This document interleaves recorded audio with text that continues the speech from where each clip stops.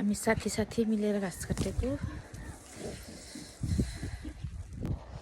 Hello guys, मेरो साथीले चाहिँ घाँस काट्दिन आइदिएको है। घाँस जय घाँस गाइस, मेरो साथीले यहाँ घाँस काट्दैछ, मलाई हेल्प गर्न आएको रे। उसको घरमा केही पनि छैन, त्यही पनि मलाई सघाइदिनलाई। यस्तो हुनुपर्छ साथी भएर, साथीलाई दुःख भयो भनेर काम सघाइदिन आउने। उसको घर एउटा बाख्रा नि छैन, मेरो घरमा चाहिँ गाई छ, बाख्रा छ, त्यही भएर मायालाई गाह्रो भयो भनेर घाँस काट्नलाई सघाइदिन आएको। कति धेरै काटिसक्यो, म चाहिँ यहाँ गफ गरेर बस्छु, ऊ चाहिँ सघाइदिरह। म गफ लाउने साथी बन्दैछु, मेरो सट्टामा उसले काटिरह। लगाऊ, म घाँस काट्छु सुन्दै है। हुन्छ, गफ लगाउनु त।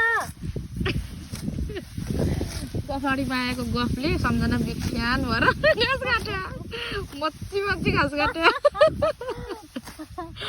गफाडी मायाको गफले भुले तिम्रो बातैमा भने जस्तै हो क्या माया। त्यस्तै होला चाहिँ मलाई गफमा मेरो गफै हेर्नु त यहाँ छिटो घाँस काट्यो। त्यसलाई दुःख भयो अरे भनेर मेरो साथीले यसरी घाँस काटिदिएको छ मलाई। यत्रो धेरै बनाइदिइसक्यो काटेर मेरो बारीको घाँस। यो जय घाँस